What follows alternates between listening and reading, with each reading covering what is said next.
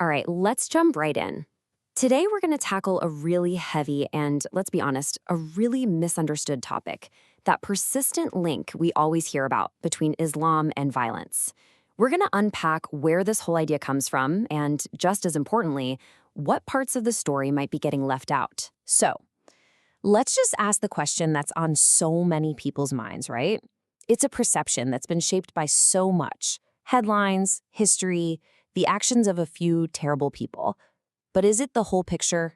Not even close. For a lot of us, the story is completely dominated by what we see on the left here: extremist acts, these loud, violent headlines.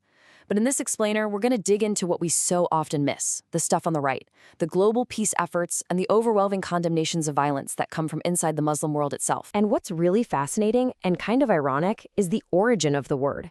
Islam actually comes from the root word salam, which literally means peace.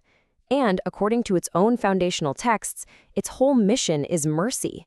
That's a pretty stark contrast to the violent image it's so often stuck with. So how in the world did we get from a religion rooted in the word peace to this common perception of violence? Well, a huge part of the answer lies in the incredibly powerful lens of the media. Yeah, if you look at the patterns, it becomes pretty clear. After 9/11, the media, for understandable reasons, focused intensely on extremist groups. But that coverage almost always came with this heavy emphasis on the Islamic identity of the attackers. And at the same time, the widespread peace efforts by literally millions of other Muslims were, and still are, massively underreported. This just piles on top of older, biased ideas of Islam as some kind of religion of the sword. And that kind of media focus, well, it leads straight into an even bigger problem: this tendency we have to generalize, to take the actions of a few people and apply them to an entire massive global faith. And you really have to stop and think about the sheer scale here. We're talking about more than 1.8 billion Muslims in the world.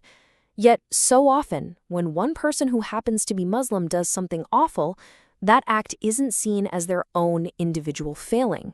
It's framed as a reflection of their entire religion. And this is where a lot of people point to what feels like a major double standard. For many other groups, when one person does something terrible, we see it as their action. But as the source material highlights, when the person is Muslim, those same actions are so often pinned on the faith itself. So, this brings us to a moment that just seared this issue into the global consciousness: the attacks of September 11th, 2001. The event itself absolutely reinforced that link in people's minds. But the reaction from the Muslim world tells a very different story. The tragedy was just immense. A horrific loss of life that sent shockwaves across the entire planet. And really, it changed the world forever. And the response from Muslim leaders? It was swift, it was unequivocal, and it was crystal clear. This quote from Jordan's King Abdullah II, calling the attacks a crime against humanity, that wasn't just some isolated comment. No, it was part of a global chorus. In fact, this condemnation was basically universal. You had political leaders like Iran's president and entire organizations like the Arab League, all putting out official condemnations. And maybe most importantly, you had the top religious authorities like Al-Azhar in Egypt, a huge center of Islamic learning, and top Shia scholars, all declaring that these acts were fundamentally against the teachings of Islam. So that's the big question, right? If the mainstream faith and its leaders so strongly reject this violence, why in the world do extremist groups like ISIS and Al-Qaeda claim to be acting in the name of Islam? Well, it comes down to them twisting and distorting core religious concepts. Just take the word jihad. In Islam, the greater jihad is actually considered the most important form. It's that internal, personal struggle to be a better person. The lesser jihad is about physical struggle, but it's very strictly defined as a legitimate defense against tyranny, and it comes with ironclad rules against harming civilians. Extremists just throw all of that out the window. This just shows you how deep the contradiction runs. A verse like this one from the Quran, which basically says that killing one innocent person is like killing all of humanity, that's a foundational principle. The actions of groups like ISIS aren't a misinterpretation. They are a direct, blatant violation of the very text they claim to follow. And here's another really critical point to remember. Using religion to justify violence is not a uniquely Islamic problem. It's just not.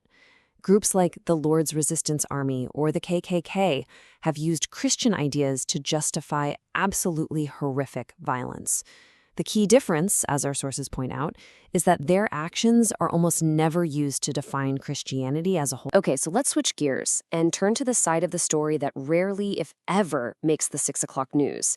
The active, widespread, and really diverse peace building that's being led by Muslims all over the globe right now. Let's just start with the massive scale of it. This number, $156 million, is the aid that one single organization, Islamic Relief, gave out in just 1 year. And they help people of all faiths in crisis zones everywhere, all guided by that Islamic principle of charity. And these things aren't just happening on a huge scale. They're also happening at the grassroots level. This is just one story from our source. A young woman in London starts a network to bring young Muslims, Christians, and Jews together to go out and help the homeless in their city. And the ways this peace building happens are just so incredibly diverse. It's interfaith dialogue, building bridges.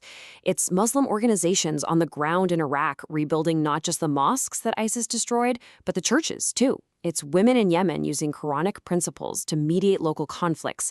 It's even environmental projects that promote peace with nature. It's happening everywhere. And all of these actions, they're often inspired by verses just like this one, which frames the whole purpose of the faith as a universal mercy for everyone. That's the guiding light for the millions of people whose quiet, peaceful actions we just don't get to see very often. So at the end of the day, the story of any group of 1.8 billion people is, well, it's going to be complex. The narrative of violence is powerful, for sure, but we've seen it's often built on a tiny, twisted, and heavily amplified slice of the whole thing. So the next time you see one of those headlines, it's worth asking yourself, what other stories might I be missing? What's happening just beyond the frame?